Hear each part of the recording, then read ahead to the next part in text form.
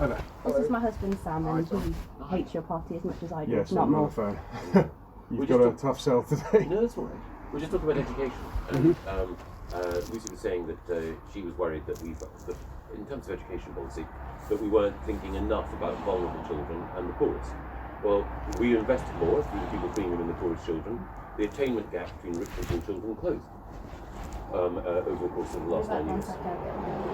So poorer children are doing better than they were under the previous government. And similarly, Lucy mentioned that she worked with prisoners. We've introduced a prisoner education service.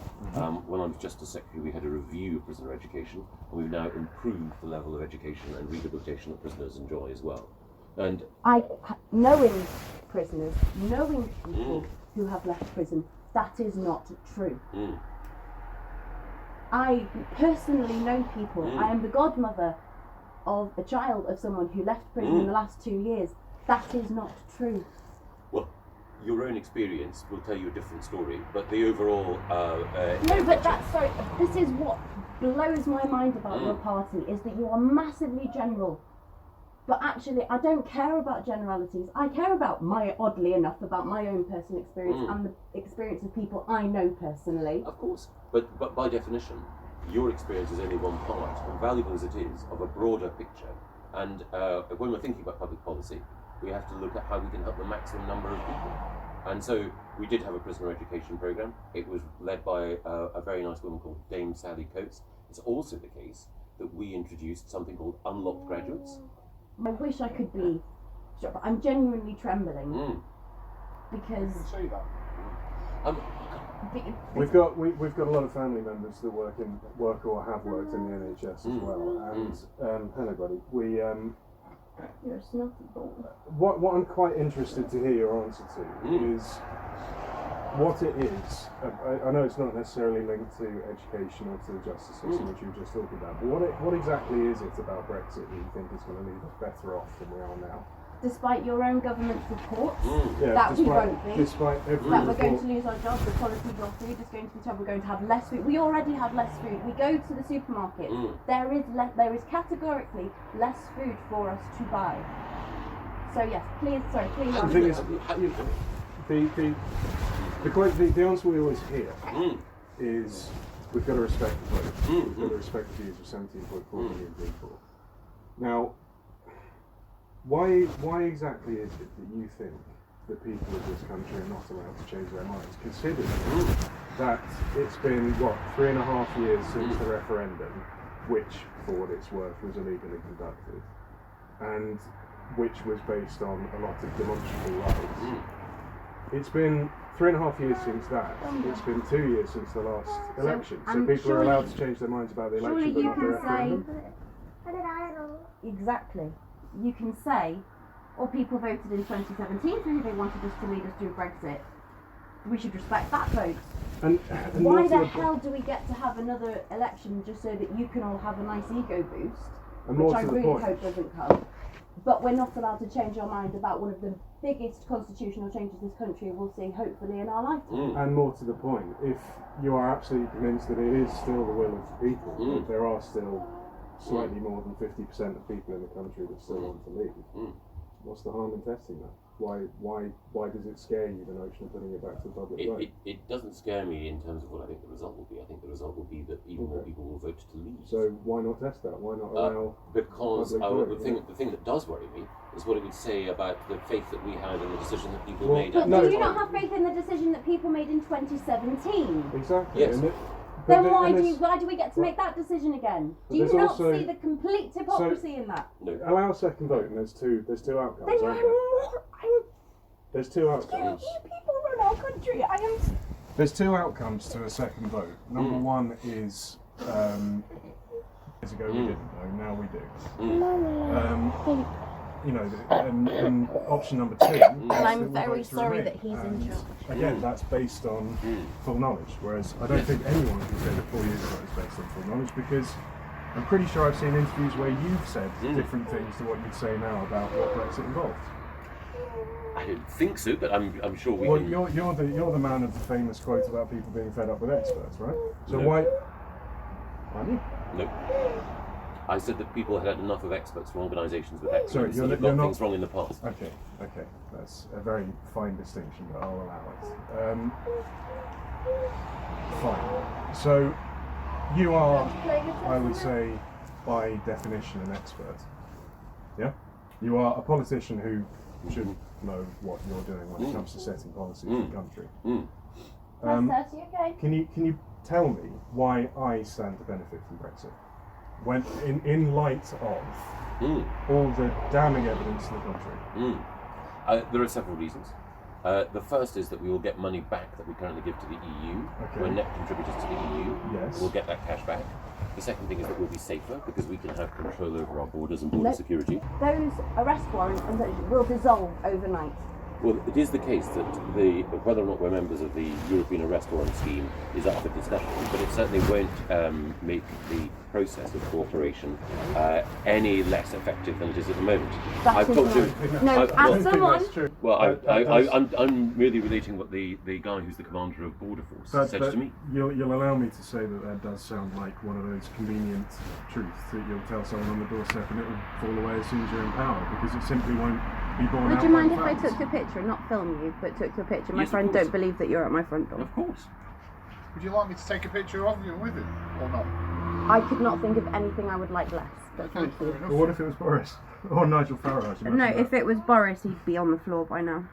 Yeah, Boris, thankfully, is the MP from the constituency where I work, and I'm absolutely delighted, frankly, to hear that there's a big groundswell of support at Brunel University for the Labour candidate, because I think it would be hysterically funny if Boris Johnson was ousted. I don't think he will be. The Labour candidate said some quite controversial things in the past. But Is it? yes. The chap who used to work at Brunel. Well, fair enough. I Anyway, don't fair enough. but I'm not a Labour voter myself, as you can see. But, No. Look, I mean, what are you hoping to achieve by being here today? Are you honestly expecting me to take your message? No, I'm honestly expecting to have a conversation with the people I serve. You're one of my constituents. If I'm re-elected, you'll continue to be both of you will be my constituents, and therefore it's my responsibility and duty to serve you, and your views are of equal weight with everyone else in this constituency, however they vote. Well, my view is that Brexit is probably the worst idea that the UK has had since I've been alive.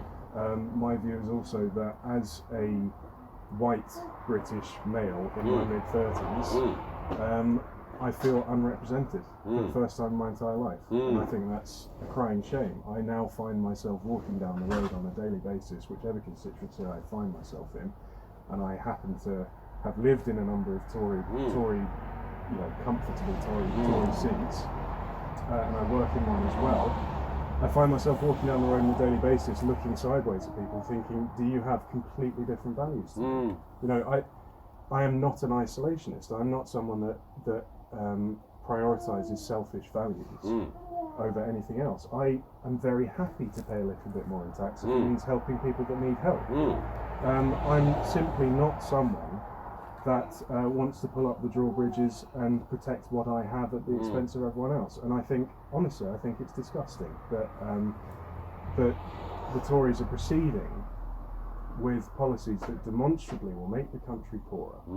And you can say what you like about how Brexit's going to help us. I don't believe you. I am one of those people that has actually done a bit of reading, and I don't just believe what I see on television. And I don't just believe what Boris Johnson says because he's a funny man who fell over and rugby tackled someone on the football pitch once. I think he's a dangerous man. I think he's poisonous. I think he's entitled, and I think he has absolutely no care whatsoever for anyone who isn't one of his cronies. And you know, I read in the press the other day that Dominic Cummings was quoted as saying something, pretty much a direct quote about how I forget what. Well, I'll say a pretty much direct quote. I don't remember the direct quote. But it was something about the fact that the Tories don't care about little people. The Tories don't care about average Joe. And then I read Stanley Johnson saying yesterday when he was arguing for why you should have been allowed onto the environment debate, which Boris Johnson didn't think was important, even though it's the biggest humanitarian crisis that we face on the planet. And who gives a shit about money if we don't have a planet that's alive to live on? Anyway, Stanley Johnson was defending your attempt to get on. to get onto the debate, and he said that the general public probably couldn't even spell Pinocchio. You know, the general public is, in his opinion, idiotic. And I'm sorry, that's not the value system that I want to vote for. Irrespective of Brexit, I just don't think anyone. I don't think anyone who wears a blue rosette or a cyan rosette that the Brexit Party stuff, the Brexit Party do. I just don't think they have a value system that I want to see in the country that I live in. I would be very, very happy if we were more like a country like Norway, or a country like Sweden, or a country like Denmark. You know, countries where difference is embraced and high taxes are embraced because it subsidises a very high quality of life. This is why I have that statement out there, which has a very different colour to the one that you'll be proudly sporting on the 13th of December. I hope, I don't for a second expect that you'll remember me beyond the next door that you knock on. But I do hope that you remember this honest opinion that I've given of your party, and of you personally, because I think you're one of the most responsible.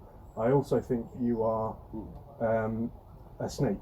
You are one of the people that has vocally in the press stabbed Boris Johnson in the back before, you've stabbed Theresa May in the back before, and somehow you end up slithering your way back into Parliament. I don't know how you do it. I don't know how you sleep at night. Frankly, I don't know how it is that you can honestly stand up on television or on the radio and talk about how you claim to represent honest, hard-working people when you just demonstrably don't.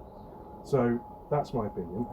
And if you feel you have anything of value to say that's going to change my mind, then I'm very welcome to hear it. I'm sure I won't change your mind. But hearing you speak is as valuable as hearing anyone else in this constituency speak. As I say, every vote, every voice is of equal value. As for stabbing Theresa May in the back, I can't think of any occasion that you might refer to. But fair enough. Okay. Well, thank you. I'm sure you've got a busy day. I wish I could be as measured as my husband. But I have looked people in the eye who have killed people, who have meant to kill people, and I trust them more than I trust you. Okay. Sorry to break in. We've got to. Yeah. Okay. Sorry. I do not wish you any luck. No, quite. For you or your party. And your face right now is one of... You're mocking me. You don't care about me. You don't care about my children. You don't. Well, madam, I'm not mocking you, and you can't know what I truly think. But you explained to me. It's difficult to know what you do truly think because it changes quite frequently. And I'm ultimately a Labour voter, but unfortunately, there's not a credible Labour candidate here. I'm from Chester originally, where for a very long time it's been a Labour constituency, and very proud of that. Because I don't think Jeremy Corbyn is the best thing for this country, but he's a hell of a lot better than what you've got to offer. It's a question of going to look after people. It's a question of ideals. Tell me. It's a question of ideals and basic principles. Party rhetoric. I am honestly, I cannot believe.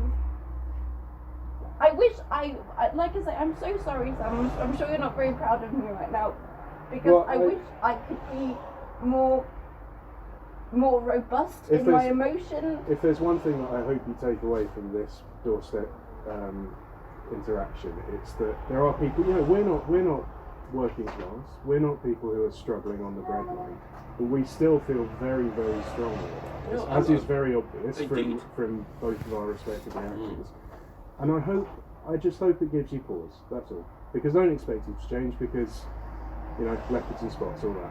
But I just hope it gives you pause the next time you're about to make a swinging cut, or you're about to, very happily pocket a lot of money that you've made off your career at the expense of people who aren't quite so fortunate. Well, thank you very much. I am ashamed that you're my MP. Yeah. Absolutely ashamed. It's safe to say that you don't represent our views. You've been more than clear, but all I would say is that having worked to improve education, having worked to improve justice, having worked to improve our environment, I put myself at the service of other people, and I'm at your service as well. So thank you very much. Have a nice day. Cheers. Bye.